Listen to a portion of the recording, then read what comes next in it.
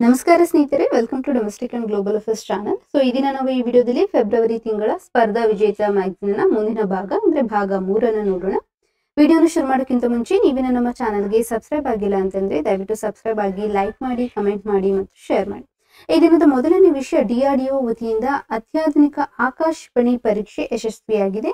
ಒಡಿಶಾ ಭಾರತದಲ್ಲಿ ನಿರ್ಮಿಸಲಾಗಿರುವಂತಹ ಹೊಸ ತಲೆಮಾರಿನ ಆಕಾಶ್ NG ಕ್ಷಿಪಣಿಯು ಒಡಿಶಾ ಕರಾವಳಿಯಾಚೆಗಿನ ಚಾಂಡಿಪುರದ ಸಮಗ್ರ ಪರೀಕ್ಷಾ ವಲಯದಿಂದ 2024 ಜನವರಿ 12ರಂದು ಯಶಸ್ವಿಯಾಗಿ ಉಡಾವಣೆ ಮಾಡಲಾಗಿತ್ತು. ಹೆಚ್ಚು ವೇಗ ಮಾನವ ರಹಿತವಾದಂಥ ಒಂದು ವೈಮಾನಿಕ ವಾಹನ. ಇದು ವಾಹನವೊಂದರ ವಿರುದ್ಧ ರಕ್ಷಣಾ ಸಂಶೋಧನೆ ಮತ್ತು ಅಭಿವೃದ್ಧಿ ಸಂಸ್ಥೆಯು ಪರೀಕ್ಷೆಯ ಉಡಾವಣೆ ನಡೆಸಿತು. ಈ ಪರೀಕ್ಷಾರ್ಥ ಹಾರಾಟದ ವೇಳೆ ಟಾರ್ಗೆಟ್ ಅನ್ನು ಯಶಸ್ವಿಯಾಗಿ ಪತ್ತೆ ಹಚ್ಚಿ ಧ್ವಂಸ ಮಾಡಿತು. ಈ ಕ್ಷಿಪಣಿಯು ವಾಯುಪಡೆಯ ಬಲವನ್ನ ಮತ್ತಷ್ಟು ಹೆಚ್ಚಿಸಲಿದೆ. ಶತ್ರು ರಾಷ್ಟ್ರಗಳ ಯುದ್ಧ ವಿಮಾನಗಳನ್ನ ಹೊರದುಳಿಸುವ ಶಕ್ತಿಯನ್ನ ಸಹ ಈ ಆಕಾಶ್ NG ಕ್ಷಿಪಣಿಯು 80 ಕಿಲೋಮೀಟರ್ ದೂರದವರೆಗೆ ಕ್ರಮಿಸುವ ಶಕ್ತಿಯನ್ನ ಹೊಂದಿದೆ. ಈ ಕ್ಷಿಪಣಿಯನ್ನು DRDO, ಭಾರತದ ಡೈನಾಮಿಕ್ ಲಿಮಿಟೆಡ್ ಮತ್ತು ಭಾರತದ ಎಲೆಕ್ಟ್ರಾನಿಕ್ಸ್ ಲಿಮಿಟೆಡ್ ಜಂಟಿಯಾಗಿ ಅಭಿವೃದ್ಧಿಪಡಿಸಿದೆ. Radio frequency receiver, launcher, multi function ಮತ್ತು ರೆಡಾರ್ ಮತ್ತು ಕಮಾಂಡ್ ಕಂಟ್ರೋಲ್ ಕಮ್ಯುನಿಕೇಶನ್ ಸಿಸ್ಟಮ್ ಸೇರಿದಂತೆ ದೇಶೀಯ ಅಭಿವೃದ್ಧಿಪಡಿಸಿದ ಹಲವು ಸಾಧನಗಳನ್ನು ಈ ಕ್ಷಿಪಣಿ ಹೊಂದಿದೆ. ಮುಂದೆ ರಕ್ಷಣಾ ಸಂಶೋಧನಾ ಮತ್ತು ಅಭಿವೃದ್ಧಿ ಸಂಸ್ಥೆಯ ಬಗ್ಗೆ ಅಂದ್ರೆ DRDO ಬಗ್ಗೆ ನೋಡೋದಾದ್ರೆ, ಸ್ಥಾಪನಾ ದಿನ 66ನೇ ಸ್ಥಾಪನಾ ದಿನವನ್ನ ನಾವು ಜನವರಿ 1, 2024ರಲ್ಲಿ ಆಚರಣೆಯನ್ನ ಮಾಡಿದ್ದೇವೆ. ಹಾಗಾದ್ರೆ ಇದು ಸ್ಥಾಪನೆಗೊಂಡಂತ ವರ್ಷವನ್ನ ನೋಡೋದಾದ್ರೆ 1958 ಜನವರಿ 1. ಈ ಹಿನ್ನೆಲೆಯಲ್ಲಿ ಪ್ರತಿ ವರ್ಷ ಜನವರಿ 1 DRDO ಸಂಸ್ಥಾನಾ ದಿನವನ್ನಾಗಿ ಆಚರಣೆ ಮಾಡಲಾಗ್ತದೆ. ಅದೇ ರೀತಿ 2024 ಜನವರಿ 1ರಂದು ರಕ್ಷಣಾ ಸಂಶೋಧನೆಯಲ್ಲಿ ಮಹಿಳಾ ಶಕ್ತಿ ಎಂಬ ಘೋಷವಾಕ್ಯದೊಂದಿಗೆ 66ನೇ ಸಂಸ್ಥಾಪನಾ ದಿನವನ್ನ ಆಚರಿಸಲಾಗಿತ್ತು. DRDO ವತಿಯಿಂದ HEMRL ಪುಣೆ ಅಭಿವೃದ್ಧಿಪಡಿಸಿದ ಕ್ವಾಂಟಿಟಿ ಡಿಸ್ಟೆನ್ಸ್ ಸಾಫ್ಟ್ವೇರ್ ಈ ಸಂದರ್ಭದಲ್ಲಿ ಬಿಡುಗಡೆಯಾಗಿದೆ. ಇದು ಸೇನಾ ಪಡೆಗಳ ಸಾಮರ್ಥ್ಯ ಸುಧಾರಣೆ ಮತ್ತು ಸುರಕ್ಷತೆಗೆ ನೆರವಾಗಲಿದೆ. DRDOನ ಕೇಂದ್ರ ಕಚೇರಿ ನವದೆಹಲಿಯಲ್ಲಿದೆ. DRDOನ ಮುಖ್ಯಸ್ಥರಾಗಿ ಸಮೀರ್ V. ಕಾಮತ್ ಅವರು ಕಾರ್ಯನಿರ್ವಹಿಸುತ್ತಿದ್ದಾರೆ. ಈ ಸಂಸ್ಥೆಯು ಕೇಂದ್ರ ರಕ್ಷಣಾ ಸಚಿವಾಲಯದ ಅಡಿಯಲ್ಲಿ ರಕ್ಷಣಾ ಸಂಶೋಧನೆ ಮತ್ತು ಅಭಿವೃದ್ಧಿ ಕ್ಷೇತ್ರದ ಪ್ರಮುಖ ಏಜೆನ್ಸಿಯಾಗಿ ಕಾರ್ಯನಿರ್ವಹಿಸುತ್ತಿದ್ದು, ವಿಜ್ಞಾನದಲ್ಲಿ ಸಾಮರ್ಥ್ಯದ ಮೂಲ ಎಂಬ ಧ್ಯೇಯವನ್ನ ಇದು ಹೊಂದಿದೆ. ಇತ್ತೀಚಿನ ಬೆಳವಣಿಗೆಗಳನ್ನ DRDO ಬೆಳವಣಿಗೆಗಳನ್ನ ನೋಡಿದರೆ 2023 ಆಗಸ್ಟ್ 15ರಂದು DRDO ವತಿಯಿಂದ ಮಾಯಾ OS ಸೇರಿದಂತೆ ನೂತನ ಆಪರೇಟಿಂಗ್ ಸಿಸ್ಟಮ್ ಕಾರ್ಯಾರಂಭಕ್ಕೆ ಮಾಡಲಾಗಿತ್ತು ಮತ್ತು DRDO ಮತ್ತೆ CDOC ಮತ್ತು NIC ಇದನ್ನ ಅಭಿವೃದ್ಧಿಪಡಿಸಿದೆ. DRDO ರಕ್ಷಣೆ, ಸಂಶೋಧನೆ ಹಾಗೂ ಅಭಿವೃದ್ಧಿ ವ್ಯವಸ್ಥೆಯ ಪರಿಷ್ಕರಣೆ ಮತ್ತು ಪುನರ್ ರಚನೆಗಾಗಿ ಕೇಂದ್ರ ರಕ್ಷಣಾ ಸಚಿವಾಲಯವು K. ವಿಜಯ್ ರಾಘವನ್ ನೇತೃತ್ವದ ಸಮಿತಿಯನ್ನ ನೇಮಿಸಿದೆ. ಈ ಸಮಿತಿಯು 2024 ಜನವರಿಯಲ್ಲಿ ತನ್ನ ವರದಿಯನ್ನು ಸಲ್ಲಿಸಿದೆ. ಇವರು 2018ರಿಂದ 2022ರವರೆಗೆ ಭಾರತ ಸರ್ಕಾರದ ಪ್ರಧಾನ ವೈಜ್ಞಾನಿಕ ಸಲಹೆಗಾರರಾಗಿ ಕಾರ್ಯನಿರ್ವಹಿಸಿದ್ರು. DRDO ವತಿಯಿಂದ ಅಭಿವೃದ್ಧಿಪಡಿಸಲಾದಂತಹ ಪ್ರಮುಖ ಕ್ಷಿಪಣಿಗಳನ್ನ ನೋಡೋದಾದ್ರೆ, ಭೂಮಿಯಿಂದ ಭೂಮಿಗೆ ಜಿಗಿಯುವ ಕ್ಷಿಪಣಿಗಳು, ಪೃಥ್ವಿ ಅಗ್ನಿ ಪ್ರಹಾರ್ ಕ್ಷಿಪಣಿಗಳು, ಭೂಮಿಯಿಂದ ಆಕಾಶಕ್ಕೆ ಜಿಗುವ ಕ್ಷಿಪಣಿಗಳು, ತ್ರಿಶೂಲ್ ಆಕಾಶ್ ಮತ್ತೆ ಬರಾಕ್ 8. ಈ ಬರಾಕ್ 8 ಅನ್ನುವಂಥದ್ದು ಭಾರತ ಮತ್ತು ಇಸ್ರೇಲ್ ಜಂಟಿಯಾಗಿ ನಿರ್ಮಿಸಿರುವಂತಹ ಒಂದು ಕ್ಷಿಪಣಿಯಾಗಿದೆ. ಆಕಾಶದಿಂದ ಆಕಾಶಕ್ಕೆ ಜಿಗಿಯುವ ಕ್ಷಿಪಣಿಗಳು ಅಸ್ತ್ರ ಬ್ರಹ್ಮೋಸ್. ಈ ಬ್ರಹ್ಮೋಸ್ ಅನ್ನೋದು ರಷ್ಯಾ ಮತ್ತು ಭಾರತದ ಸಹಯೋಗದೊಂದಿಗೆ ಅಭಿವೃದ್ಧಿಪಡಿಸಲಾಗಿದೆ. ನೊವಾಟೋಲ್ ಕ್ಷಿಪಣಿ ರಷ್ಯಾ ಮತ್ತು ಭಾರತದ ಜಂಟಿ ನಿರ್ಮಿತ. ಸುಕೋಯು ಯುದ್ಧ ವಿಮಾನ ಬಳಕೆ ಮೂಲಕ ಉಡಾವಣೆ ಮಾಡುವಂತಹ ಕ್ಷಿಪಣಿಗಳು ಬ್ರಹ್ಮೋಸ್ ಕ್ಷಿಪಣಿ. ಇದು 3ನೇ ಪೀಳಿಗೆಯ ಟ್ಯಾಂಕರ್ ಧ್ವಂಸಕ ಮತ್ತು ಫೈರ್ ಅಂಡ್ ಫಾರ್ಗೆಟ್ ಧ್ಯೇಯವಾಕ್ಯದ ಕ್ಷಿಪಣಿ ನಾಗ್ ಆಗಿದೆ. 2023ನೇ ಜೂನ್ನಲ್ಲಿ ಒಡಿಶಾ ಕರಾವಳಿಯಲ್ಲಿ ಹೊಸ ಪೀಳಿಗೆಯ ಬ್ಯಾಲಿಸ್ಟಿಕ್ ಕ್ಷಿಪಣಿ ಅಗ್ನಿ ಪ್ರೈಮ್ ಅನ್ನ DRDO ಪರೀಕ್ಷೆ ನಡೆಸಿತ್ತು. DRDO ದೇಶೀ ನಿರ್ಮಿತ ಅಸಾಲ್ಟ್ ರೈಫಲ್ ಉಗ್ರಂ 2024 ಜನವರಿಯಲ್ಲಿ DRDO ವತಿಯಿಂದ ಹೊಸ ರೈಫಲ್ ಉಗ್ರಂ ಬಿಡುಗಡೆಯಾಗಿದೆ. ಈ ಉಗ್ರಂ ಇಂಡಿಜಿನಿಯಸ್ ಅಸಾಲ್ಟ್ ರೈಫಲ್ ತ್ರಿಬಳಿ ಸಶಸ್ತ್ರ ಪಡೆಗಳಿಗೆ ಆಮದು ವೆಚ್ಚವನ್ನ ತಗ್ಗಿಸುವ ಉದ್ದೇಶದಿಂದ ಕೇಂದ್ರ ಸರ್ಕಾರವು ಆತ್ಮನಿರ್ಭರ್ ಭಾರತ್ಗೆ ಆದ್ಯತೆ ನೀಡಿದೆ. DRDO ವತಿಯಿಂದ ಕೇವಲ 100 ದಿನಗಳಲ್ಲಿ ಉಗ್ರಂ ಹೆಸರಿನ ರೈಫಲ್ ಅಭಿವೃದ್ಧಿಯಾಗಿದೆ. ಡಿಆರ್ಡಿಒವಿನ ಶಸ್ತ್ರಾಸ್ತ್ರಗಳ ಸಂಶೋಧನೆ ಮತ್ತು ಅಭಿವೃದ್ಧಿ ಸಂಸ್ಥೆ ಹಾಗೂ ಹೈದರಾಬಾದ್ ಮೂಲದ ಖಾಸಗಿ ಉದ್ಯಮಿ ದ್ವೀಪ ಅಮರ್ ಇಂಡಿಯಾ ಪ್ರೈವೇಟ್ ಲಿಮಿಟೆಡ್ ಅಭಿವೃದ್ಧಿಪಡಿಸಿದ್ದು ಸಶಸ್ತ್ರ ಪಡೆ, ಅರೆ ಸೇನಾಪಡೆ ಮತ್ತು ರಾಜ್ಯ ಪೊಲೀಸ್ ಘಟಕಗಳ ಕಾರ್ಯಾಚರಣೆಗೆ ಇದು ನೆರವಾಗಲಿದೆ. ಹಾಗಾದ್ರೆ ಈ ರೈಫಲ್ನ ವಿಶೇಷತೆಗಳನ್ನು ನೋಡೋದಾದ್ರೆ 7.62 mm ಕ್ಯಾಲಿಬರ್ ಇದನ್ನು ಹೊಂದಿದೆ. 4 kg ತೂಕ ಇದ್ದು 20 ಸುತ್ತು ಮ್ಯಾಗಝಿನ್ ಲೋಡ್ ಸಾಮರ್ಥ್ಯವನ್ನು ಹೊಂದಿದೆ. ಆಟೋಮೆಟಿಕ್ ಮತ್ತು ಸಿಂಗಲ್ ಮೋಡ್ನಲ್ಲಿ ಇದು ಒಂದು ಫೈರಿಂಗ್ ವ್ಯವಸ್ಥೆಯನ್ನು ಹೊಂದಿದೆ. 500 ಮೀಟರ್ ದೂರದಲ್ಲಿದ್ದ ಗುರಿಯನ್ನ ಛಿದ್ರಗೊಳಿಸುವ ಸಾಮರ್ಥ್ಯವನ್ನ ಹೊಂದಿದೆ. ಈಗ ಅಸ್ತಿತ್ವದಲ್ಲಿರುವ INSAS ರೈಫಲ್ಗಳಿಗೆ ಪರ್ಯಾಯವಾಗಿ ಈ ಉಗ್ರಂ ರೈಫಲ್ ಮತ್ತು ಅಂತಾರಾಷ್ಟ್ರೀಯ ಗುಣಮಟ್ಟದ ಮಾನದಂಡಗಳಿಗೆ ಅನುಸಾರವಾಗಿ ದೇಶೀಯವಾಗಿ ಈ ರೈಫಲ್ ಅನ್ನ ಅಭಿವೃದ್ಧಿಪಡಿಸಲಾಗಿದೆ. ಮುಂದಿನ ವಿಷಯ, ಇಸ್ರೋ ಭಾರತೀಯ ಅಂತರಿಕ್ಷ ನಿಲ್ದಾಣ ಪರೀಕ್ಷಾರ್ಥ ಪ್ರಯೋಗ 2025. ಇಸ್ರೋ ಸಂಸ್ಥೆಯು ಬಾಹ್ಯಾಕಾಶದಲ್ಲಿ ಮಾನವನ ಶಾಶ್ವತವಾಗಿ ನೆಲೆಸಲು ಭಾರತೀಯ ಬಾಹ್ಯಾಕಾಶ ಕೇಂದ್ರ ಅಂದ್ರೆ ಭಾರತೀಯ ಸ್ಪೇಸ್ ಸ್ಟೇಷನ್ ಸ್ಥಾಪಿಸಲು ಉದ್ದೇಶವನ್ನ ಹೊಂದಿದೆ. ಈ ಮಹತ್ವಾಕಾಂಕ್ಷೆಯ ಭಾರತೀಯ ಅಂತರಿಕ್ಷ ಸ್ಟೇಷನ್ನ ಮೊದಲ ಹಂತದ ಪರೀಕ್ಷಾರ್ಥ ಪ್ರಯೋಗವನ್ನ 2025ರಲ್ಲಿ ಭಾರತೀಯ ಅಂತರಿಕ್ಷ ಸ್ಟೇಷನ್ನ ಒಂದು ಪರೀಕ್ಷಾರ್ಥ ಈ ಇಸವಿಯಲ್ಲಿ ನಡೆಯಲಿದೆ. ಬಾಹ್ಯಾಕಾಶ ಕೇಂದ್ರದ ಪ್ರಥಮ ಮಾದರಿಯನ್ನ 2028ರಲ್ಲಿ ಉಡಾವಣೆ ಮಾಡಲು ಉದ್ದೇಶಿಸಲಾಗಿದೆ. ಪ್ರಸ್ತುತ ಲಭ್ಯವಿರುವ ರಾಕೆಟ್ ಬಳಸಿಯೇ 2028ರಲ್ಲಿ ಅಂತರಿಕ್ಷ ಕೇಂದ್ರದ ಉಡನಯನ ನಡೆಯಲಿದೆ. ಪ್ರಧಾನಿ ನರೇಂದ್ರ ಮೋದಿಯವರು ಕಳೆದ ವರ್ಷದಲ್ಲಿ 2035ರ ಒಳಗೆ ಭಾರತೀಯ ಅಂತರಿಕ್ಷ ಕೇಂದ್ರದ ಸ್ಥಾಪನೆ ಕುರಿತಂತೆ ಇಸ್ರೋಗೆ ಮಹತ್ವಾಕಾಂಕ್ಷೆಯ ಗುರಿಯನ್ನು ನಿಗದಿಪಡಿಸಿದ್ರು. ನಂತರ ಉಡಾವಣೆಯ ಸಿದ್ಧತೆಗಳು, ಉಡಾವಣೆಯ ಹಂತಗಳು ಇದೆಲ್ಲ ಅಷ್ಟೊಂದು ನಿಮ್ಮ ಎಕ್ಸಾಮಿನೇಷನ್ ದೃಷ್ಟಿಯಿಂದ ಇಂಪಾರ್ಟೆಂಟ್ ಅಲ್ಲ. ಹಾಗಾಗಿ ನಾನು ಸ್ಕಿಪ್ ಮಾಡ್ತಿದ್ದೀನಿ. ನೀವು ಬೇಕಂದ್ರೆ ವಿಡಿಯೋನ ಪಾಸ್ ಮಾಡಿಬಿಟ್ಟು ಅದನ್ನ ಓದ್ಕೋಬಹುದು. ನೋಡಿ, ಭಾರತ ಮತ್ತು ಅಮೆರಿಕ ನಡುವಿನ ಒಪ್ಪಂದ. ಭಾರತ ಮತ್ತು ಅಮೆರಿಕ ನಡುವಿನ ಒಪ್ಪಂದದ ಅನುಸಾರ ಭಾರತೀಯ ಗಗನಯಾತ್ರಿಯೊಬ್ಬರನ್ನ 2024ರ ವರ್ಷದ ಅಂತ್ಯದ ಒಳಗೆ ಅಂತಾರಾಷ್ಟ್ರೀಯ ಬಾಹ್ಯಾಕಾಶ ಕೇಂದ್ರಕ್ಕೆ ಕಳುಹಿಸಲಿದೆ. ಹಾಗಾದ್ರೆ ಇಂಟರ್ನ್ಯಾಷನಲ್ ಸ್ಪೇಸ್ ಸ್ಟೇಷನ್ ಅಂತಾರಾಷ್ಟ್ರೀಯ ಬಾಹ್ಯಾಕಾಶ ಕೇಂದ್ರದ ಬಗ್ಗೆ ಮಾಹಿತಿಯನ್ನ ನೋಡೋದಾದ್ರೆ, ಪ್ರಸ್ತುತವಾಗಿ ಅಂತಾರಾಷ್ಟ್ರೀಯ ಬಾಹ್ಯಾಕಾಶ ಕೇಂದ್ರವು ಮಾತ್ರ ಕಾರ್ಯನಿರ್ವಹಿಸುತ್ತಿರುವ ಏಕೈಕ ಬಾಹ್ಯಾಕಾಶ ಕೇಂದ್ರವಾಗಿದೆ. ಈ ಅಂತಾರಾಷ್ಟ್ರೀಯ ಬಾಹ್ಯಾಕಾಶ ಕೇಂದ್ರವು ಸುಮಾರು 450 kg ತೂಕವಿದ್ದು 408 ಕಿಲೋಮೀಟರ್ ಎತ್ತರದಲ್ಲಿ ಇದು ಕಾರ್ಯನಿರ್ವಹಿಸುತ್ತಿದೆ. ಈ ಬಾಹ್ಯಾಕಾಶ ಕೇಂದ್ರವು ನಮ್ಮ ಗ್ರಹವನ್ನ ಒಂದು ಸುತ್ತಲು 90 ನಿಮಿಷ ತೆಗೆದುಕೊಳ್ಳುತ್ತದೆ. 2030ರ ವೇಳೆಗೆ ಇದು ತನ್ನ ಕಾರ್ಯವನ್ನ ಸ್ಥಗಿತಗೊಳ್ಳಲಿದೆ. ನೆಕ್ಸ್ಟ್, ಭಾರತೀಯ ಅಂತರಿಕ್ಷ ಸ್ಟೇಷನ್. ಈ ಕೇಂದ್ರವು ಅಂತಾರಾಷ್ಟ್ರೀಯ ಬಾಹ್ಯಾಕಾಶ ಕೇಂದ್ರಕ್ಕಿಂತ ಚಿಕ್ಕದಾಗಿದ್ದು ಸುಮಾರು 20 ಟನ್ ತೂಕವಿರುತ್ತದೆ ಮತ್ತು 400 ಕಿಲೋಮೀಟರ್ ಎತ್ತರ ಭೂಮಿಯನ್ನು ಸುತ್ತಲಿದೆ. ಈ ಕೇಂದ್ರದಲ್ಲಿ ಬಾಹ್ಯಾಕಾಶ ಯಾನಿಗಳು ಸುಮಾರು 15ರಿಂದ 20 ದಿನಗಳು ಉಳಿಯಬಹುದಾಗಿದೆ ಮತ್ತು ಮೈಕ್ರೋ ಗ್ರಾವಿಟಿಯ ಪ್ರಯೋಗಗಳನ್ನ ಇಲ್ಲಿ ನಡೆಸಬಹುದಾಗಿದೆ.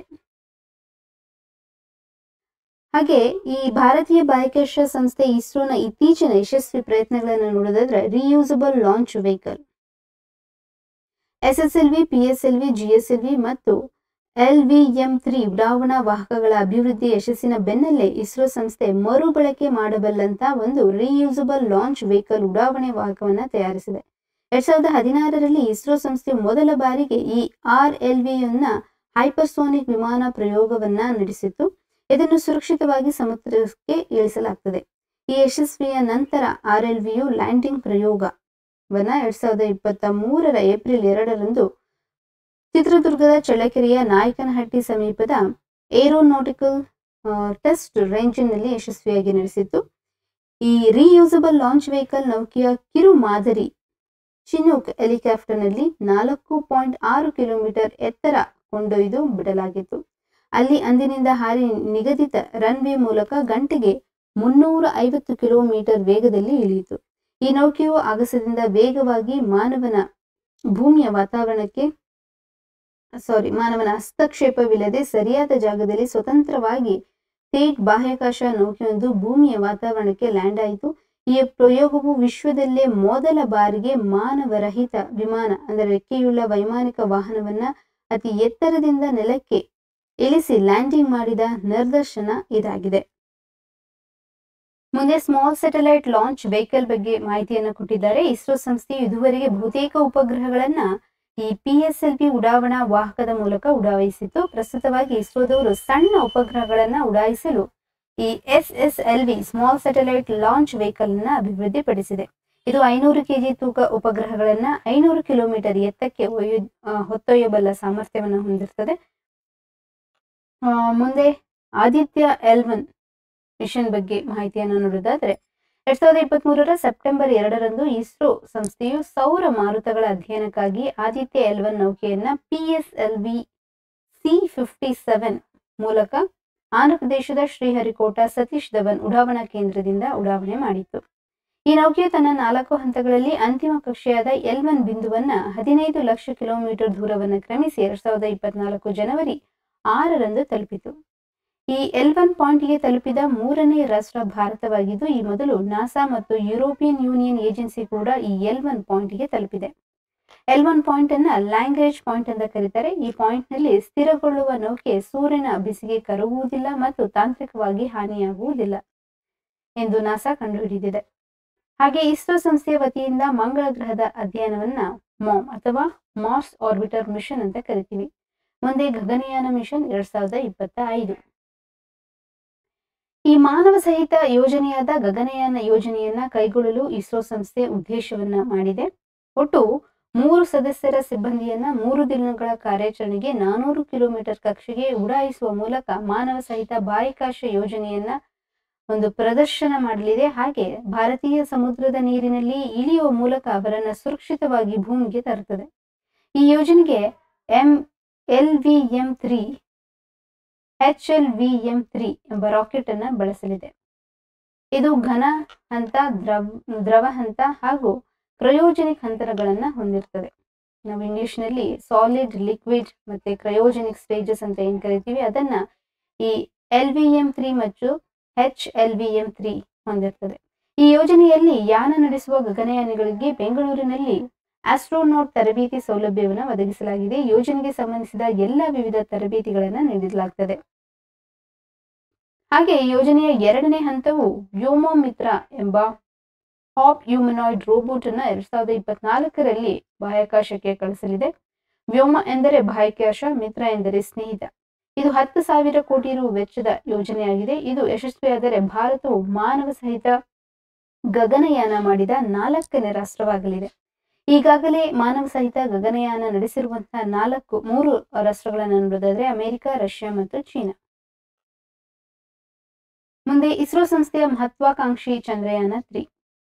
ಚಂದ್ರನ ಬಗ್ಗೆ ಅಧ್ಯಯನ ಮಾಡಲು ಚಂದ್ರಯಾನ 1 ಯೋಜನೆಯನ್ನ 2008 ಅಕ್ಟೋಬರ್ 22ರಂದು PSLV C-11 ರಾಕೆಟ್ ಮೂಲಕ ಕೈಗೊಳ್ಳಲಾಗಿತ್ತು. ನಂತರ GSLV MK-3 ಮೂಲಕ ಚಂದ್ರಯಾನ 2 ಅನ್ನ 2019 ಜುಲೈ 22ರಂದು ಕೈಗೊಳ್ಳಲಾಗಿತ್ತು. ಆದರೆ ಆ ಯೋಜನೆಯ ನೌಕೆಯಾದ ವಿಕ್ರಮ್ ನೌಕೆಯು 2019 ಸೆಪ್ಟೆಂಬರ್ 6ರಂದು ನಿಗದಿತ ಸ್ಥಳಕ್ಕೆ ಇಳಿಯುವಲ್ಲಿ ವಿಫಲವಾಯಿತು. ನೌಕೆಯನ್ನು ಇಡುವಲ್ಲಿ ವಿಫಲವಾದ ಸ್ಥಳವನ್ನ ತಿರಂಗ ಪಾಯಿಂಟ್ ಅಂತ ಹೆಸರಿಸಲಾಗಿದೆ. ಚಂದ್ರಯಾನ 3 ಬಗ್ಗೆ ನೋಡೋದಾದ್ರೆ ಚಂದ್ರಯಾನ 1 ಮತ್ತು ಚಂದ್ರಯಾನ 2ರ ನಂತರ ಚಂದ್ರಯಾನ 3 ಯೋಜನೆಯನ್ನ 2023 ಜುಲೈ 14ರಂದು ಇಸ್ರೋ ಸಂಸ್ಥೆಯು LVM-3 MK-4 ರಾಕೆಟ್ ಮೂಲಕ ಯಶಸ್ವಿಯಾಗಿ ಉಡಾಯಿಸಲಾಯಿತು. ಈ ನೌಕೆಯಲ್ಲಿದ್ದ ಆರ್ಬಿಟರ್ ಚಂದ್ರನ ಕಕ್ಷೆಯನ್ನ 2023 ಆಗಸ್ಟ್ 5ರಂದು ಸೇರಿತು. ನಂತರ 2023 ಆಗಸ್ಟ್ 23ರಂದು ನೌಕೆಯಲ್ಲಿದ್ದ ವಿಕ್ರಮ್ ಎಂಬ ಲ್ಯಾಂಡರ್ ಚಂದ್ರನ ದಕ್ಷಿಣ ಧ್ರುವಕ್ಕೆ ಯಶಸ್ವಿಯಾಗಿ ಇಳಿಯಿತು. ಈ ಲ್ಯಾಂಡರ್ನಲ್ಲಿದ್ದ 6 ಚಕ್ರದ ಪ್ರಜ್ಞಾನ್ ರೋವರ್ ಅನ್ನ ಹೊಂದಿತ್ತು.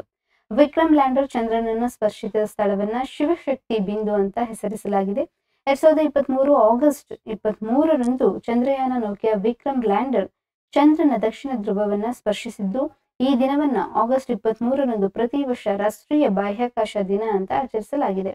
ಚಂದ್ರಯಾನ ಮೂನ್ ಲ್ಯಾಂಡಿಂಗ್ ನಡೆಸಿರುವ ಜಗತ್ತಿನ 5 ರಾಷ್ಟ್ರಗಳಲ್ಲಿ ಅಮೆರಿಕ, ಆ ಮಿಷನ್ ಹೆಸರು ಬಂದ್ಬಿಟ್ಟು Apollo, Russia Luna, China Chang'e, Bharat Chandrayaan, Japan SLIM. ಮುಂದೆ ಚಂದ್ರನ ಅಂಗಳದಲ್ಲಿ ಇಳಿದ ಜಪಾನ್ನ moon sniper. Japan's moon sniper SLIM. ಇದರ ಫುಲ್ ಫಾರ್ಮ್ ನೋಡೋದಾದ್ರೆ smart lander for investigating moon.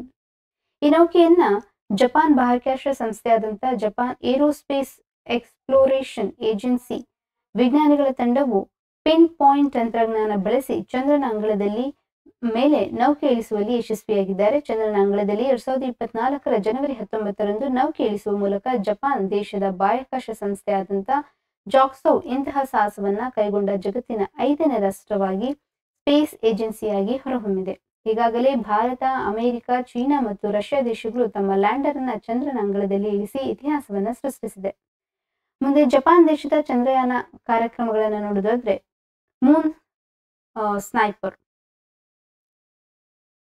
ಈ ಮೂನ್ ಸ್ನೈಪರ್ ಅನ್ನ 2023 ಸೆಪ್ಟೆಂಬರ್ 6ರಂದು ತನೆಗಾಶಿಮಾ ಬಾಹ್ಯಾಕಾಶ ಕೇಂದ್ರದಿಂದ ಉಡಾವಣೆ ಮಾಡಿತು. 2023 ಡಿಸೆಂಬರ್ 25ರಂದು ಈ ನೌಕೆ ಚಂದ್ರನ ಕಕ್ಷೆಯನ್ನ ಸೇರಿತು. ಕೊನೆಯ ಹಂತದಲ್ಲಿ ಲ್ಯಾಂಡರ್ ನೆಲದ ಮೇಲಿರುವ ಸಣ್ಣ ಗುಡ್ಡಕ್ಕೆ ಅಪ್ಪಳಿಸಿ ತಲೆಕೆಳಗಾಗಿದೆ ಎಂದು ಜಾಕ್ಸಾ ಸಂಸ್ಥೆ ತಿಳಿಸಿತು.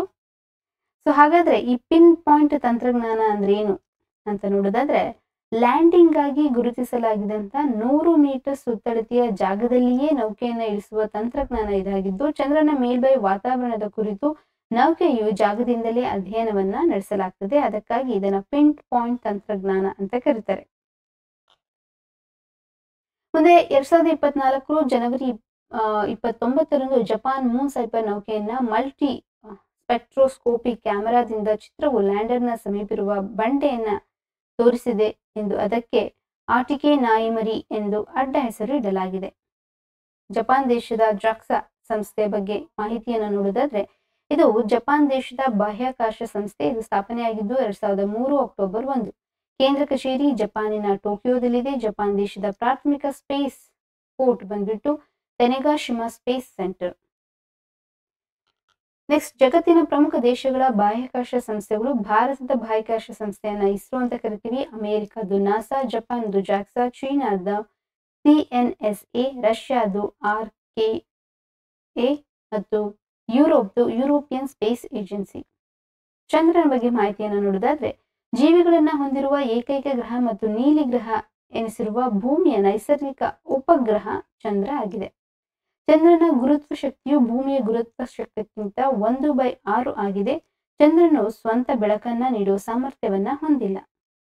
ಚಂದ್ರನು ಭೂಮಿಗೆ ದೂರದ ಸ್ಥಾನವನ್ನ ಅಪೋಜಿ ಅಂತ ಕರಿತೀವಿ. ಅದರ ಹತ್ತಿರದ ಸ್ಥಾನವನ್ನ ಪೆರೋಜಿ ಅಂತ ಕರಿತೀವಿ. ನೆನಪಿರಲಿ, ಸೂರ್ಯ ಮತ್ತು ಚಂದ್ರನ ನಡುವೆ ಭೂಮಿಯು ಬಂದಾಗ ಚಂದ್ರಗ್ರಹಣ ಉಂಟಾಗ್ತದೆ. ಅದೇ ರೀತಿ ಭೂಮಿ ಮತ್ತು ಸೂರ್ಯನ ನಡುವೆ ಚಂದ್ರ ಬಂದಾಗ ಸೂರ್ಯಗ್ರಹಣ ಉಂಟಾಗ್ತದೆ. ನಾಸಾ ಸಂಸ್ಥೆಯ ವೈಪರ್ ಮಿಷನ್ ಬಗ್ಗೆ ಮಾಹಿತಿಯನ್ನ ಕೊಟ್ಟಿದ್ದಾರೆ. ಚಂದ್ರನ ದಕ್ಷಿಣ ಧ್ರುವವನ್ನ ಅನ್ವೇಷಿಸಲು ಅಮೆರಿಕದ ನಾಸಾ ಕೈಗೊಂಡಂತ ಯೋಜನೆ ಬಂದ್ಬಿಟ್ಟು ಈ ವೈಪರ್ ಮಿಷನ್. ನೆಕ್ಸ್ಟ್, ಅಂತಾರಾಷ್ಟ್ರೀಯ ಚಂದ್ರ ದಿನ ಜುಲೈ 20. ನಾಸಾದ ಗಗನಯಾನಿಗಳಾದಂತ ನೀಲ್ ಆರ್ಮ್ಸ್ಟ್ರಾಂಗ್ ಮತ್ತು ಬುಜ್ ಆಲ್ಡ್ರಿನ್ ಅವರು 1969 ಜುಲೈ 20ರಂದು ಮೊದಲ ಬಾರಿ ಚಂದ್ರನ ಅಂಗಳಕ್ಕೆ ಇಳಿದ ನೆನಪಿಗಾಗಿ ಜುಲೈ 20ಅನ್ನ ಅಂತಾರಾಷ್ಟ್ರೀಯ ಚಂದ್ರನ ದಿನ ಅಂತ ಆಚರಿಸುವರು. 3ನೇ ಗಗನಯಾತ್ರಿ ಮೈಕಲ್ ಕೊಲಿನ್ಸ್ ನಾಸಾದ ಅಪೋಲೋ 11 ಎಂಬುದು ಚಂದ್ರನ ಅಧ್ಯಯನಕ್ಕೆ ಸಂಬಂಧಿಸಿದೆ. ಮುಂದೆ 1967 ಅಕ್ಟೋಬರ್ 10ರಂದು ಔಟರ್ ಸ್ಪೇಸ್ ಟ್ರೀಟಿ ಜಾರಿಗೆ ಬಂದಿದೆ. ಸೊ ಇದನ್ನ ಮ್ಯಾಗ್ನಾ ಕಾರ್ಟಾ ಆಫ್ ಸ್ಪೇಸ್ ಅಂತ ಸಹ ಕರೀತಾರೆ. ಜಾಗತಿಕವಾಗಿ ಪ್ರತಿ ವರ್ಷ ಅಕ್ಟೋಬರ್ 4ರಿಂದ ಅಕ್ಟೋಬರ್ 10ರವರೆಗೆ ವಿಶ್ವ ಬಾಹ್ಯಾಕಾಶ ಸಪ್ತಾಹವನ್ನ ಆಚರಣೆ ಮಾಡಲಾಗ್ತದೆ. ಮುಂದೆ 2024ರ ಅಂತಾರಾಷ್ಟ್ರೀಯ ಬಾಹ್ಯಾಕಾಶ ಸಮ್ಮೇಳನದ ಆತಿಥ್ಯವನ್ನ ಗುಜರಾತ್ನ ಗಾಂಧಿನಗರ ವಹಿಸಿಕೊಂಡಿತ್ತು. ಗುಜರಾತ್ ಗಾಂಧಿನಗರದಲ್ಲಿ 2024ರ ಜನವರಿ 10ರಿಂದ 12ರವರೆಗೆ ನಡೆದಂತ 10ನೇ ಆವೃತ್ತಿಯ ವೈಬ್ರೆಂಟ್ ಗುಜರಾತ್ ಜಾಗತಿಕ ಸಭೆಯ ಭಾಗ್ಯವಾಗಿ ಇದರ ಧ್ಯೇಯವಾಕ್ಯ ಬಂದ್ಬಿಟ್ಟು gateway to the future ಅನ್ನೋದಾಗಿತ್ತು. ಇಲ್ಲಿ ಅಂತಾರಾಷ್ಟ್ರೀಯ ಬಾಹ್ಯಾಕಾಶ ಸಮ್ಮೇಳನ 2024 ಇಂಟರ್ನ್ಯಾಷನಲ್ ಸ್ಪೇಸ್ ಕಾನ್ಫರೆನ್ಸ್ ಕೂಡ ಜರುಗಿತು. ಈ ಸಮಾವೇಶದಲ್ಲಿ ಇಸ್ರೋ ಇತ್ತೀಚಿನ ಸಾಧನೆಗಳ ಬಗ್ಗೆ ಇಸ್ರೋದ ಅಧ್ಯಕ್ಷ ಸೋಮನಾಥ್ ಅವರು ವಿವರಿಸಿದ್ರು. ಮುಂದಿನ ದಿನಗಳಲ್ಲಿ ಇಸ್ರೋ ವತಿಯಿಂದ ಬಾಹ್ಯಾಕಾಶ ಕ್ಷೇತ್ರದಲ್ಲಿ ಕೈಗೊಳ್ಳಲಿರುವ ಕಾರ್ಯಕ್ರಮದ ಬಗ್ಗೆ ಕೂಡ ಮಾಹಿತಿ ನೀಡಿದರು. ಹೊಸ ಬಾಹ್ಯಾಕಾಶ ಯುಗ, ವಿಜ್ಞಾನ, ರಾಷ್ಟ್ರಗಳು ಮತ್ತು ಸಮಾಜವನ್ನು ಸಂಪರ್ಕಿಸುವುದು, new space era connecting the science, Nations and societies ಎಂಬ ಶೀರ್ಷಿಕೆಯಲ್ಲಿ 2024ರ ಜನವರಿ 11ರಂದು ಬಾಹ್ಯಾಕಾಶ ಸಮ್ಮೇಳನ ಜರುಗಿತು. ಇಲ್ಲಿ ವೈಬ್ರೆಂಟ್ ಗುಜರಾತ್ ಜಾಗತಿಕ ಸಭೆಯ ಧ್ಯೇಯವಾಕ್ಯ ಬಂದ್ಬಿಟ್ಟು gateway to the future, confuse ಆಗಬೇಡಿ. ಅದೇ ರೀತಿ ನೀವು ಅಂತಾರಾಷ್ಟ್ರೀಯ ಬಾಹ್ಯಾಕಾಶ ಸಮ್ಮೇಳನ 2024ರ ಧ್ಯೇಯವಾಕ್ಯವನ್ನ ಕೇಳಿದ್ರೆ ಇದು ವಿಜ್ಞಾನ, ರಾಷ್ಟ್ರಗಳು ಮತ್ತು ಸಮಾಜವನ್ನ ಸಂಪರ್ಕಿಸುವುದು, ಹೊಸ ಬಾಹ್ಯಾಕಾಶ ಯುಗ. ಮುಂದಿನ ವಿಷಯ, ಜಪಾನ್ನ ಗುಪ್ತಚರ ಮಾಹಿತಿ ಉಪಗ್ರಹ ಆಪ್ಟಿಕಲ್ 8 ಯಶಸ್ವಿ ಉಡಾವಣೆ ಮಾಡಲಾಗಿದೆ. So Japan launches IGS Optical 8 reconnaissance satellite. ಪ್ರತಿಕೂಲ ಹವಾಮಾನದ ಕಾರ್ಯನಿರ್ವಹಿಸುವ ಮಿತಿಗಳಿದ್ದರೂ ಉಪಗ್ರಹವು ಸ್ಪಷ್ಟ ಚಿತ್ರಣವನ್ನ ಭೂಮಿಗೆ ರವಾನಿಸಲಿದೆ. ಇದು ಮಿತುಶಿಬಾ ಹೆವಿ ಇಂಡಸ್ಟ್ರಿ ಲಿಮಿಟೆಡ್ ತನಗಾಶಿಮಾ ಬಾಹ್ಯಾಕಾಶ ಕೇಂದ್ರದಿಂದ H2A ರಾಕೆಟ್ ಮೂಲಕ ಇದನ್ನ ಉಡಾವಣೆ ಮಾಡಲಾಗಿದೆ. ಹಾಗಾದ್ರೆ ಆಪ್ಟಿಕಲ್ 8 ಯಾವ ಒಂದು ದೇಶದ ಉಪಗ್ರಹ ಆಗಿದೆ ಅಂತ ಕೇಳಿದ್ರೆ ಜಪಾನ್ ದೇಶದ್ದು. ಇದು ಗುಪ್ತಚರ ಮಾಹಿತಿಯನ್ನ ರವಾನೆ ಮಾಡುವಂತ ಒಂದು ಉಪಗ್ರಹ ಆಗಿದೆ. ಮುಂದೆ ನಾಸಾ ಚಂದ್ರಯಾನ ಯೋಜನೆಯಾದಂತ ಆರ್ಟಿಮಿಸ್ 2 ಯೋಜನೆಗೆ 1 ವರ್ಷ ಅವಧಿ ಮುಂದೂಡಿಕೆ ಮಾಡಲಾಗಿದೆ. ಅಮೆರಿಕದ ಬಾಹ್ಯಾಕಾಶ ಸಂಶೋಧನಾ ಸಂಸ್ಥೆ ನಾಸಾದ ಮಹತ್ವಾಕಾಂಕ್ಷಿ ಚಂದ್ರಯಾನ ಯೋಜನೆ ಆರ್ಟಿಮಿಸ್ 2 1 ವರ್ಷದ ಮಟ್ಟಿಗೆ ಮುಂದೂಡಲಾಗಿದೆ. ಆರ್ಟಿಮಿಸ್ ಯೋಜನೆಯಲ್ಲಿ 4 ಗಗನಯಾತ್ರಿಗಳನ್ನ ಚಂದ್ರನ ಮೇಲ್ಮೈಗೆ ಕಳಿಸುವ ಉದ್ದೇಶವಿದ್ದು, ಅದರಲ್ಲಿ ಮೊದಲ ಬಾರಿಗೆ ಮಹಿಳೆಯೊಬ್ಬರು ಚಂದ್ರನಲ್ಲಿಗೆ ಪ್ರಯಾಣಿಸಬೇಕು. ಆರ್ಟಿಮಿಸ್ 2 ಯೋಜನೆ 2025 ಸೆಪ್ಟೆಂಬರ್ ವೇಳೆಗೆ ಸಾಕಾರಗೊಳ್ಳಲಿದೆ. ಆರ್ಟಿಮಿಸ್ 3 ಯೋಜನೆಯನ್ನ 2026ಕ್ಕೂ, ಅದೇ ರೀತಿ ಆರ್ಟಿಮಿಸ್ 4 ಅನ್ನ 2028ಕ್ಕೂ ಕೈಗೊಳ್ಳಲು ಉದ್ದೇಶಿಸಲಾಗಿದೆ. ಆರ್ಟಿಮಿಸ್ 3 ಯೋಜನೆಯು ಗಗನಯಾನಿಗಳನ್ನ ಚಂದ್ರನ ದಕ್ಷಿಣ ಧ್ರುವದ ಸಮೀಪ ಇಳಿಸಲು ಗುರಿಯನ್ನ ಹೊಂದಿದೆ.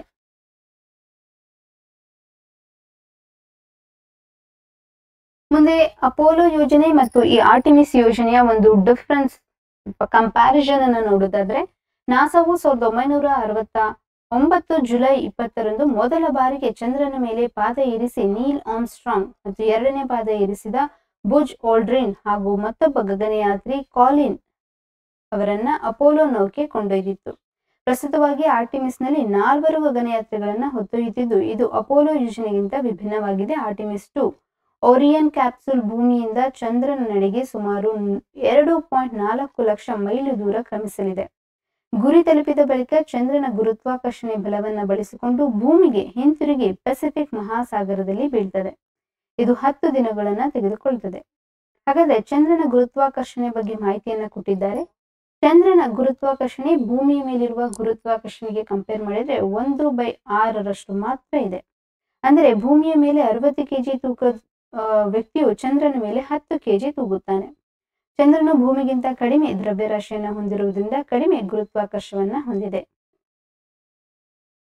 ಮುಂದೆ ಮಂಗಳ ಗ್ರಹದಲ್ಲಿ ಹಾರಾಟ ನಡೆಸಿದ ನಾಸಾ ಇಂಜೆನ್ಯುಟಿ ಹೆಸರಿನ ಹೆಲಿಕಾಪ್ಟರ್. ಅಮೆರಿಕದ ಬಾಹ್ಯಾಕಾಶ ಸಂಸ್ಥೆ ನಾಸಾದ ವತಿಯಿಂದ ಪುಟಾಣಿ ಹೆಲಿಕಾಪ್ಟರ್ ಆಗಿದ್ದ ಇಂಜೆನ್ಯುಟಿ 2024 ಜನವರಿ 25ರಂದು ತನ್ನ ಹಾರಾಟವನ್ನ ನಿಲ್ಲಿಸಿದೆ. 1.8 kg ತೂಕದ ಈ ಹೆಲಿಕಾಪ್ಟರ್ ರೆಕ್ಕೆಗಳನ್ನ ಜಖಂಗೊಳಿಸುವುದರಿಂದ ಹಾರಾಟ ಅಂತ್ಯವಾಗಿದೆ. ಸೊ ಇಲ್ಲಿ ನಿಮ್ಮ ಪರೀಕ್ಷಾ ದೃಷ್ಟಿಯಿಂದ ಈ ಹೆಲಿಕಾಪ್ಟರ್ ಯಾವ ಸಂಸ್ಥೆ ಅಭಿವೃದ್ಧಿಪಡಿಸಿದ್ದು ಅನ್ನೋದನ್ನ ನೆನಪಿಟ್ಕೊಂಡ್ರೆ ಸಾಕು. ಇತರ ಮಾಹಿತಿಗಳೇನು ಅಷ್ಟೊಂದು ಇಂಪಾರ್ಟೆಂಟ್ ಅಲ್ಲ. ಸೊ ಓದ್ತೀನಿ ಒಂದು ಸತಿ ಅಂತಂದ್ರೆ ಖಂಡಿತವಾಗಿ ವಿಡಿಯೋನ ಪಾಸ್ ಮಾಡಿಬಿಟ್ಟು ಗೋತ್ರು ಮಾಡಿ ಈ ಆರ್ಟಿಕಲ್ ಮೂಲಕ. ಮುಂದಿನ ವಿಷಯ, ಬಿಲ್ಕಿಸ್ ಬಾನು ಅತ್ಯಾಚಾರ ಪ್ರಕರಣದಲ್ಲಿ ಶಿಕ್ಷೆ ಅವಧಿಗೂ ಮುನ್ನ ಅಪರಾಧಿಗಳ ಬಿಡುಗಡೆ, ಗುಜರಾತ್ ಸರ್ಕಾರದ ಕ್ರಮ, ಇದು ಕಾನೂನು ಬಾಹಿರ ಅಂತ ಸುಪ್ರೀಂ ಕೋರ್ಟ್ ತೀರ್ಪನ್ನ ನೀಡಿದೆ. ಹಾಗಾದ್ರೆ ಏನಿದು ಬಿಲ್ಕಿಸ್ ಬಾನು ಅವರ ಪ್ರಕರಣ ಅಂತ ನೋಡೋದಾದ್ರೆ, 2002ರಲ್ಲಿ ಅತ್ಯಾಚಾರವೆಸಗಿ ಪ್ರಕರಣದ 11 ಅಪರಾಧಿಗಳ ಶಿಕ್ಷೆಯನ್ನ ಕಡಿತಗೊಳಿಸಿ ನಿರ್ಧಾರವನ್ನ ಸುಪ್ರೀಂ ಕೋರ್ಟ್ ರದ್ದುಪಡಿಸಿದೆ. ಈ ಅಪರಾಧಿಗಳನ್ನ ಬಿಡುಗಡೆ ಮಾಡಲು ಆದೇಶಿಸಿದ ಗುಜರಾತ್ ಸರ್ಕಾರದ ಕ್ರಮವು ಲೋಪದಿಂದ ಕೂಡಿದೆ ಅಂತ ಸುಪ್ರೀಂ ಕೋರ್ಟ್ನ ನ್ಯಾಯಮೂರ್ತಿಗಳಾದಂಥ BV ನಾಗರತ್ನ ಹಾಗೂ ಉಜ್ವಲ್ ಭುಯಿಯಾಮ್ ಅವರು ಇದ್ದ ವಿಭಾಗೀಯ ಪೀಠ ತೀರ್ಪು ನೀಡಿದೆ. ಗುಜರಾತ್ ಸರ್ಕಾರವು ಒಪ್ಪಿಕೊಳ್ಳಲು ಸಾಧ್ಯವಿಲ್ಲದ ಕಾರಣಗಳನ್ನ ಕೊಟ್ಟು ಈ ಪ್ರಕರಣದಲ್ಲಿ ಅಪರಾಧಿಗಳನ್ನ ಬಿಡುಗಡೆ ಮಾಡಿದ ಹಿನ್ನೆಲೆಯಲ್ಲಿ ಸುಪ್ರೀಂ ಕೋರ್ಟ್ ಸಲ್ಲಿಸಲಾಗಿದ್ದ ಸಾರ್ವಜನಿಕ ಹಿತಾಸಕ್ತಿ ಅರ್ಜಿ ವಿಚಾರಣೆ ನಡೆಸಿ ಸುಪ್ರೀಂ ಕೋರ್ಟ್ನ ವಿಭಾಗೀಯ ಪೀಠವು ಈ ಮಹತ್ವದ ತೀರ್ಪನ್ನು ನೀಡಿದೆ. ಗುಜರಾತ್ ಸರ್ಕಾರವು ಮಾಡಿದ ಶಿಕ್ಷೆ ಕಡಿತದ ಆದೇಶವನ್ನ ಕಾನೂನು ಮತ್ತು ತಾಂತ್ರಿಕ ಎರಡೂ ನೆಲೆಗಳಲ್ಲಿಯೂ ರದ್ದುಪಡಿಸಿದ ಸುಪ್ರೀಂ ಕೋರ್ಟ್ನ ವಿಭಾಗೀಯ ಪೀಠವು ಅಪರಾಧಿಗಳು 2 ವಾರದೊಳಗೆ ಜೈಲು ಸೇರಬೇಕೆಂದು ಆದೇಶವನ್ನ ನೀಡಿದೆ. ಸೊ ಅಪರಾಧ ಕೃತ್ಯ ಗುಜರಾತ್ನಲ್ಲಿ ನಡೆದಿತ್ತು, ಆದರೆ ಪ್ರಕರಣದ ವಿಚಾರಣೆಯನ್ನ ಮಹಾರಾಷ್ಟ್ರಕ್ಕೆ ವರ್ಗಾಯಿಸುವಂತೆ ಸುಪ್ರೀಂ ಕೋರ್ಟ್ ಆದೇಶಿಸಿತು. ವಿಚಾರಣೆಯು ಮಹಾರಾಷ್ಟ್ರದಲ್ಲಿ ನಡೆದಿತ್ತು, ಹೀಗಾಗಿ ಶಿಕ್ಷೆ ಕಡಿತಗೊಳಿಸುವ ಅಧಿಕಾರವು ಗುಜರಾತ್ ಸರ್ಕಾರಕ್ಕೆ ಇಲ್ಲ ಎಂಬ ತಾಂತ್ರಿಕ ಕಾರಣವನ್ನ ಮುಂದಿಟ್ಟು ಶಿಕ್ಷೆ ಕಡಿಸಿದ ನಿರ್ಧಾರವನ್ನ ರದ್ದು ಮಾಡಲಾಗಿದೆ.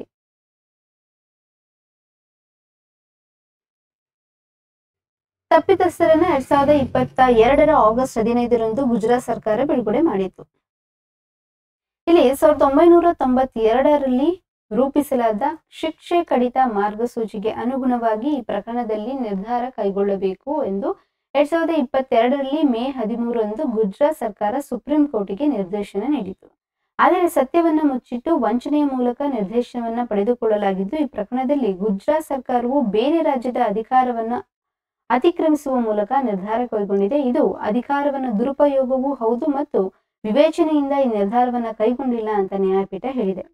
ಅಪರಾಧಿಗಳು ಒಟ್ಟು 14 ವರ್ಷಕ್ಕಿಂತ ಹೆಚ್ಚಿನ ಅವಧಿಯ ಸೆರೆವಾಸದಲ್ಲಿ ಇದ್ದರು. ಅವರು ಆ ಅವಧಿಯಲ್ಲಿ ಪೇರೋಲ್ ಮತ್ತು ಫರ್ಲೋ ಆಧಾರದಲ್ಲಿ ಹಲವು ತಿಂಗಳುಗಳು ಜೈಲಿನಿಂದ ಹೊರಗಿದ್ದರು.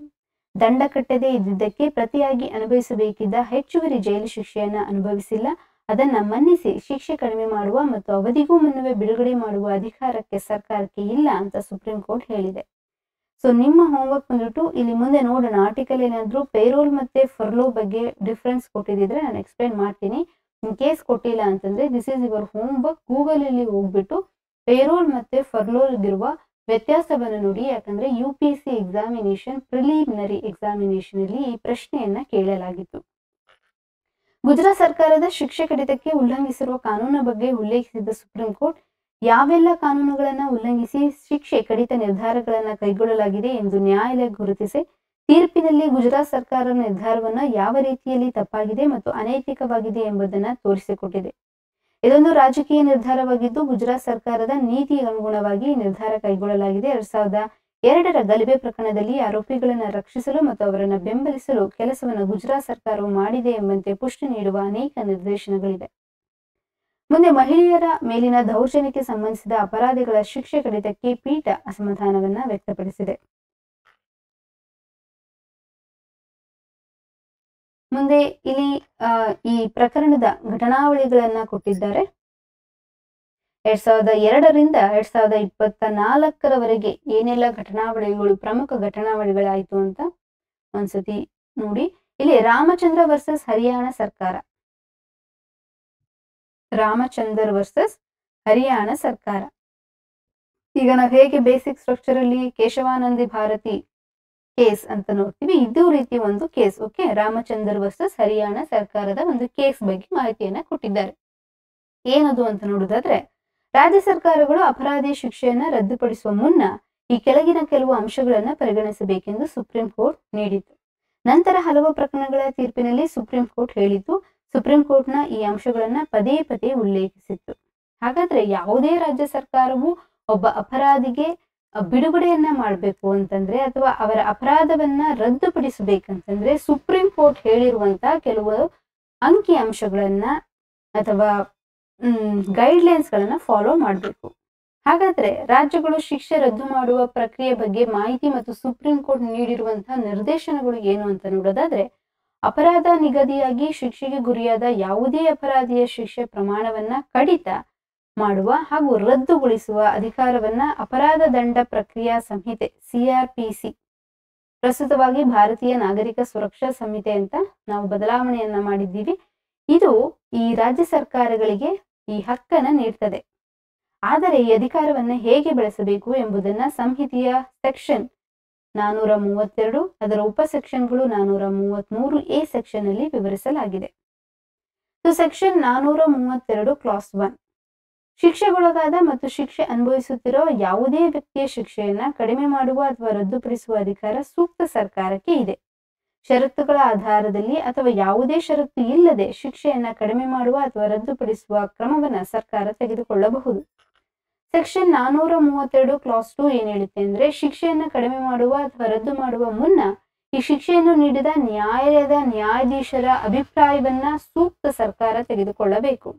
ಈ ಅಭಿಪ್ರಾಯದ ವರದಿಯನ್ನ ಈ ಕೆಳಗಿನ ಅಂಶಗಳನ್ನ ಹೊಂದಿರಬೇಕು. ಶಿಕ್ಷೆ ಕಡಿಮೆ ಅಥವಾ ರದ್ದು ಮಾಡಬೇಕೆ ಅಥವಾ ಅಂತಹ ಅರ್ಜಿಯನ್ನ ತಿರಸ್ಕರಿಸಬೇಕೆ ಎಂಬುದನ್ನ ನ್ಯಾಯಾಧೀಶರು ಸ್ಪಷ್ಟವಾಗಿ ಹೇಳಬೇಕು. ತಾವು ಅಂತಹ ನಿರ್ಧಾರಕ್ಕೆ ಬರಲು ಕಾರಣವೇನು ಎಂಬುದನ್ನ ಆ ವರದಿಯಲ್ಲಿ ಸ್ಪಷ್ಟವಾಗಿ ವಿವರಿಸಬೇಕು. ಅಷ್ಟೇ ಅಲ್ಲದೆ ಈ ಕಾರಣಗಳು ಸತ್ಯಾಸತ್ಯತೆಯನ್ನ ಆಧರಿಸಿರಬೇಕು. ಜೊತೆಗೆ ಆ ಸಂಬಂಧ ನಡೆದ ವಿಚಾರಣೆ ಮತ್ತು ಹೇಳಿಕೆಗಳನ್ನ ಒಳಗೊಂಡ ದಾಖಲೆ ಕೂಡ ಇದ್ದರೆ ಅದರ ದೃಢೀಕೃತ ನಕಲು ಪ್ರತಿಯನ್ನ ವರದಿಯೊಟ್ಟಿಗೆ ನೀಡಬೇಕು. ಆ ನ್ಯಾಯಾಧೀಶರು ಅಪರಾಧಿ ಜೈಲು ಶಿಕ್ಷೆ ಅನುಭವಿಸುತ್ತಿರುವ ಜೈಲಿನ ಸಲಹಾ ಸಮಿತಿಯ ಸದಸ್ಯರಾಗಿರಬಾರದೆಂದು ಸುಪ್ರೀಂ ಕೋರ್ಟ್ ಹೇಳಿದೆ. ಅಂದ್ರೆ ಅಪರಾಧಿ ನಿಗದಿ ಮಾಡಿದ ಮತ್ತು ಶಿಕ್ಷೆ ನಿಗದಿ ಮಾಡಿದ ನ್ಯಾಯಾಲಯದ ಹಾಲಿ ನ್ಯಾಯಾಧೀಶರ ಅಭಿಪ್ರಾಯವನ್ನ ಪಡೆಯುವುದು ಕಡ್ಡಾಯವಾಗಿದೆ. ಈ ಸೆಕ್ಷನ್ ಅಲ್ಲಿ ಮೇ ಎಂಬುದು ಶಲ್ ಎಂದು ಓದಿಕೊಳ್ಳಬೇಕಾಗ್ತದೆ. ಅಂದ್ರೆ ಇಂಗ್ಲಿಷಿನಲ್ಲಿ ಮೇ ಅಂದ್ರೆ ಶಲ್ ಅಂತ ಓದ್ಕೋಬೇಕು. ಅಂದ್ರೆ ಇಂಗ್ಲಿಷ್ ಗ್ರಾಮರ್ ನಲ್ಲಿ ನೋಡುವಾಗ ಮೇ ಅಂತಂದ್ರೆ may or may not be, ಇದಾದ್ರೂ ಆಗಿರ್ಬೋದು ಅದಾದ್ರೂ ಆಗಿರ್ಬೋದು. ಅಂದ್ರೆ ಪಾಸಿಬಿಲಿಟಿ, ಒಂದು ಆಪ್ಷನ್ ಇರುತ್ತೆ ನಿಮಗೆ ಯಾವ್ದಾದ್ರು ಒಂದು ಪರ್ಮಿಷನ್ ಅನ್ನ ತಗೋಬೇಕಾದ್ರೆ. ಸೊ ಮೇ ಅಂತದನ್ನ ಯೂಸ್ ಮಾಡ್ತೀವಿ. ಶೆಲ್ ಅಂತಂದ್ರೆ ಇದು ಆಬ್ಲಿಗೇಷನ್, ನಿಮಗೆ ಆಪ್ಷನ್ ಇಲ್ಲ, ಅದಕ್ಕೆ ನೀವು ನಿರ್ಬಂಧನೆಗೆ ಒಳಪಟ್ಟಿದ್ದೀರಿ. ಸೊ ಹಾಗಾಗಿ ಈ ಸೆಕ್ಷನ್ ಅಲ್ಲಿ ಮೇ ಅಂತ ಏನಾದ್ರು ಬಂದ್ರೆ ಅದನ್ನ ಶೆಲ್ ಅಂತ ಓದಿಕೊಳ್ಳಬೇಕು ಅಂತ ಇಲ್ಲಿ ಕೊಟ್ಟಿದ್ದಾರೆ. ಮುಂದೆ ಸೆಕ್ಷನ್ 432 ಕ್ಲಾಸ್ 7. ಸೆಕ್ಷನ್ 432 ಕ್ಲಾಸ್ 1ರಲ್ಲಿ ಹೇಳಲಾಗಿರುವ ಸೂಕ್ತ ಸರ್ಕಾರ ಎಂಬುದನ್ನ ಸೆಕ್ಷನ್ 432 ಕ್ಲಾಸ್ 7 ನಲ್ಲಿ ವಿವರಿಸಲಾಗಿದೆ. ಅಂದ್ರೆ ಇಲ್ಲಿ ನೋಡಿ, ಸೂಕ್ತ ಸರ್ಕಾರಕ್ಕೆ ಈ ಶಿಕ್ಷೆಯನ್ನ ರದ್ದುಪಡಿಸುವ ಅಥವಾ ಕಡಿಮೆ ಮಾಡುವ ಅಧಿಕಾರವಿದೆ. ಹಾಗಾದ್ರೆ ಸೂಕ್ತ ಸರ್ಕಾರ ಅಂದರೆ ಏನು ಅನ್ನೋ ವಿವರಣೆಯನ್ನ ಈ ಸೆಕ್ಷನ್ ಅಲ್ಲಿ ಕೊಟ್ಟಿದ್ದಾರೆ. ಅಪರಾಧ ಕೃತ್ಯಕ್ಕೆ ಸಂಬಂಧಿಸಿದಂತೆ ವಿಚಾರಣೆ ನಡೆದ, ಅಪರಾಧವನ್ನು ನಿಗದಿ ಮಾಡಿದ, ಶಿಕ್ಷೆಯನ್ನು ನೀಡಿದ ನ್ಯಾಯವೀರುವ ರಾಜ್ಯದ ಸರ್ಕಾರವೇ ಸೂಕ್ತ ಸರ್ಕಾರ. ಅಂದ್ರೆ ಎಲ್ಲಿ ವಿಚಾರಣೆ ನಡೆದಿರ್ತದೋ, ಯಾವ ಹೈಕೋರ್ಟಿನಲ್ಲಿ ಆ ಪ್ರಕರಣ ದಾಖಲೆ ಆಗಿರ್ತದೋ, ವಿಚಾರಣೆ ನಡೆದಿರ್ತದೋ ಅಥವಾ ಶಿಕ್ಷೆಯನ್ನ ನೀಡುವಂತ ನ್ಯಾಯಾಲಯ ಎಲ್ಲಿ ಇರ್ತದೋ ಆ ರಾಜ್ಯ. ಇಲ್ಲಿ ಮೇಲಿನ ಈ ಬಿಲ್ಕಿನ್ಸ್ ಬಾನು ಕೇಸಲ್ಲೂ ಅದೇ ಆಗಿದ್ದು. ಈ ಅಪರಾಧವನ್ನ ರಿಜಿಸ್ಟರ್ ಮಾಡಿಕೊಂಡು ವಿಚಾರಣೆಯನ್ನ ನಡೆಸಿದ್ದು ಮಹಾರಾಷ್ಟ್ರ ಸರ್ಕಾರ. ಆದರೆ ಅವರ ಶಿಕ್ಷೆಯನ್ನ ರದ್ದು ಮಾಡುವಂತ ಅಥವಾ ತಾತ್ಕಾಲಿಕವಾಗಿ ಬಿಡುಗಡೆ ಮಾಡುವಂತ ನಿರ್ಧಾರವನ್ನ ತೆಗೆದುಕೊಂಡಿದ್ದು ಗುಜರಾತ್ ಸರ್ಕಾರ. ಸೊ ಹಾಗಾಗಿ ಅದನ್ನ ಅಸಿಂಧು ಅಂತ ಸುಪ್ರೀಂ ಕೋರ್ಟ್ ಅಥವಾ ನ್ಯಾಯಚ್ಯುತವಾಗಿಲ್ಲ ಅಂತ ಸುಪ್ರೀಂ ಕೋರ್ಟ್ ತೀರ್ಪನ್ನ ನೀಡಿದೆ. ಮುಂದೆ ಸೆಕ್ಷನ್ 433 ಕ್ಲಾಸ್ ಎ. ಶಿಕ್ಷೆಯನ್ನು ಕಡಿಮೆ ಮಾಡುವ ಅಥವಾ ರದ್ದು ಮಾಡುವ ಅಧಿಕಾರಕ್ಕೆ ಕೆಲವು ನಿರ್ಬಂಧಗಳು ಇದೆ. ಈ CRPCಯ 432 ಸೆಕ್ಷನ್ ಮತ್ತು ಅದರ ಯಾವುದೇ ಉಪಸೆಕ್ಷನ್ 433A ವಿವರಿಸುವ ನಿರ್ಬಂಧನೆಗಳಿಗೆ ಅನ್ವಯವಾಗುವುದಿಲ್ಲ. ಮರಣದಂಡನೆ ವಿಧಿಸಬಹುದಾದ ಅಪರಾಧ ಕೃತ್ಯಗಳಲ್ಲಿ ಜೀವಾವಧಿ ಶಿಕ್ಷೆಗೆ ಗುರಿಯಾದ ಮತ್ತು ಮರಣದಂಡನೆಯನ್ನ ಜೀವಾವಧಿ ಶಿಕ್ಷೆಗೆ ಇಳಿಸಿದ ಪ್ರಕರಣಗಳಲ್ಲಿ ಅಪರಾಧಿಯ ಕನಿಷ್ಠ 14 ವರ್ಷ ಸೆರೆವಾಸವನ್ನು ಅನುಭವಿಸಿಯೇ ಇರಬೇಕು. 14 ವರ್ಷಗಳ ಸೆರೆವಾಸವನ್ನು ಅನುಭವಿಸದೇ ಇದ್ದರೆ ಶಿಕ್ಷೆ ಕಡಿಮೆ ಮಾಡುವಂತೆ ಅಥವಾ ಶಿಕ್ಷೆ ಅವಧಿಯೂ ಮುನ್ನ ಬಿಡುಗಡೆ ಮಾಡುವಂತೆ ಅರ್ಜಿ ಸಲ್ಲಿಸುವಂತಿಲ್ಲ. ಮುಂದಿನ ವಿಷಯ, ಭಾರತದಿಂದ ಯುನೆಸ್ಕೋ ವಿಶ್ವ ಪಾರಂಪರಿಕ ಪಟ್ಟಿಗೆ ಮರಾಠರ 12 ಕೋಟೆಗಳು ನಾಮನಿರ್ದೇಶನ ಅಂದ್ರೆ ನಾಮಿನೇಟ್ ಆಗಿದೆ ಅಷ್ಟೇ. ಮತ್ತೆ ನೀವು ಹೆರಿಟೇಜ್ ಟ್ಯಾಗ್ ಅನ್ನೇ ಪಡೆದುಕೊಂಡಿದೆ ಅಂತ ಓದ್ಬೇಡಿ. India nominates 12 Marathas fort for the 2024-25 UNESCO heritage list. ಭಾರತದ ಮರಾಠ ಮಿಲಿಟರಿ ಭೂದೃಶ್ಯಗಳ ತಾಣವು 2024-25 ವರ್ಷಕ್ಕೆ ಯುನೆಸ್ಕೋ ವಿಶ್ವ ಪಾರಂಪರ್ಯ ಪಟ್ಟಿಯಾಗಿ ಗುರುತಿಸಲು ಭಾರತ ನಾಮನಿರ್ದೇಶನವಾಗಿದೆ. ಈ ತಾಣಗಳು ಕ್ರಿಸ್ತಶಕ 17ರಿಂದ 19ನೇ ಶತಮಾನದವರೆಗೆ ಮರಾಠರ ಕಾಲದ ಮಿಲಿಟರಿ ಭೂದೃಶ್ಯಗಳು, ಮರಾಠರ ಆಡಳಿತಗಾರರಿಂದ ನಿರ್ಮಿಸಲ್ಪಟ್ಟ ಸುಧಾರಿತ ಕೋಟೆಗಳು ಮತ್ತು ಮಿಲಿಟರಿ ವ್ಯವಸ್ಥೆಯನ್ನು ಪ್ರತಿನಿಧಿಸುವ 12 ಕೋಟೆಗಳನ್ನು ಒಳಗೊಂಡಿದೆ. 2024-25ಕ್ಕೆ ನಾಮನಿರ್ದೇಶನಗೊಂಡಿರುವ ಆ 12 ಮರಾಠ ಕೋಟೆಗಳನ್ನು ನೋಡೋದಾದ್ರೆ ಸಲೇರ್ ಕೋಟೆ, ಶಿವನೇರಿ ಕೋಟೆ, ಲೋಹಿಗಢ್, ಖಂಡೇರಿ ಕೋಟೆ, ರಾಯಗಢ್, ರಾಜ್ಗಢ್, ಪ್ರತಾಪಗಢ್, ಸುವರ್ಣದುರ್ಗ, ಕನಾಲಾ ಕೋಟೆ, ವಿಜಯದುರ್ಗ, ಮಹಾರಾಷ್ಟ್ರದ ಸಿಂಧುದುರ್ಗ ಕೋಟೆ, ಮತ್ತೆ ತಮಿಳುನಾಡಿನ ಗಿಂಗಿ ಕೋಟೆ. ನೋಡಿ, ನೀವು ಮಹಾರಾಷ್ಟ್ರ ಅಂದ ಕೂಡಲೇ ಬರೀ ಮರಾಠರ ಕೋಟೆ ಅಂದ ಕೂಡಲೇ ಮಹಾರಾಷ್ಟ್ರದಲ್ಲಿ ಅಷ್ಟೇ ಇರುವಂತದ್ದು ಅಥವಾ ಸುತ್ತಮುತ್ತ ಕೆಳಗಿನ ಸೌತ್ ಸ್ಟೇಟ್ ತಮಿಳುನಾಡಿನಲ್ಲೂ ಕೂಡ ಒಂದು ಅವರ ಕಾಲದ ಕೋಟೆ ಇದೆ. ಮತ್ತೆ ಯುನೆಸ್ಕೋದಿಂದ 2023ರಲ್ಲಿ ಆಯ್ಕೆಯಾದ ಭಾರತದ ನಗರಗಳನ್ನು ನೋಡೋದಾದ್ರೆ ಇವರು ಸೃಜನಶೀಲ ನಗರಗಳ ಪಟ್ಟಿ. ಅಕ್ಟೋಬರ್ 31, 2023ರಲ್ಲಿ ವಿಶ್ವದ ನಗರಗಳ ದಿನ ಅಂಗವಾಗಿ ಯುನೆಸ್ಕೋ ಸಂಸ್ಥೆಯು 55 ನೂತನ ಸೃಜನಶೀಲ ನಗರಗಳ ಪಟ್ಟಿಯನ್ನು ಬಿಡುಗಡೆ ಮಾಡಿತು. ಈ ಪಟ್ಟಿಯಲ್ಲಿ ಭಾರತದ 2 ನಗರಗಳಾದ ಮಧ್ಯಪ್ರದೇಶದ ಗ್ವಾಲಿಯರ್ ನಗರವು ಸಂಗೀತ ವಿಭಾಗದಲ್ಲಿ ಮತ್ತು ಕೇರಳದ ಕೋಜಿಕೋಡೆ ಅಥವಾ ಕಲ್ಲಿಕೋಟೆ ನಗರವು ಸಾಹಿತ್ಯ ವಿಭಾಗದಲ್ಲಿ ಸ್ಥಾನವನ್ನು ಪಡೆದುಕೊಂಡಿತ್ತು. ಮುಂದೆ ಯುನೆಸ್ಕೋ ವಿಶ್ವ ಪಾರಂಪರಿಕ ತಾಣಗಳ ಪಟ್ಟಿಯನ್ನು ನೋಡೋದಾದ್ರೆ 2023 ಸೆಪ್ಟೆಂಬರ್ನಲ್ಲಿ ಸೌದಿ ಅರೇಬಿಯಾದ ರಿಯಾದ್ನಲ್ಲಿ ಯುನೆಸ್ಕೋ ಪಾರಂಪರಿಕ ಸಮಿತಿಯ 45ನೇ ಸಭೆ ಭಾರತದಿಂದ 2 ತಾಣಗಳನ್ನು ಆಯ್ಕೆ ಮಾಡಲಾಗಿತ್ತು. ಅದು ಪಶ್ಚಿಮ ಬಂಗಾಳದ ಶಾಂತಿನಿಕೇತನ ಒಂದಾದ್ರೆ ಅದು 41ನೇ ತಾಣವಾಗಿದೆ ಮತ್ತು 42ನೇದು ನಮ್ಮ ಕರ್ನಾಟಕದ ಹೊಯ್ಸಳರ ದೇವಾಲಯ ಸಂಕೀರ್ಣಗಳಾದಂತಹ ಬೇಲೂರಿನ ಚೆನ್ನಕೇಶವ ದೇವಾಲಯ, ಹಳಬೇಡಿನ ಹೊಯ್ಸಳೇಶ್ವರ ದೇವಾಲಯ ಮತ್ತು ಸೋಮನಾಥಪುರದ ಕೇಶವ ದೇವಾಲಯಗಳು 42ನೇ ತಾಣಗಳಾಗಿ ಸೇರ್ಪಡೆಗೊಂಡಿದೆ. ಹಾಗಾದ್ರೆ ಪ್ರಸ್ತುತ ಭಾರತದಲ್ಲಿ ಇರುವಂತಹ ಒಟ್ಟು ಯುನೆಸ್ಕೋ ವರ್ಲ್ಡ್ ಹೆರಿಟೇಜ್ ಸೈಟ್ಗಳೆಷ್ಟು ಅಂತಂದ್ರೆ 42.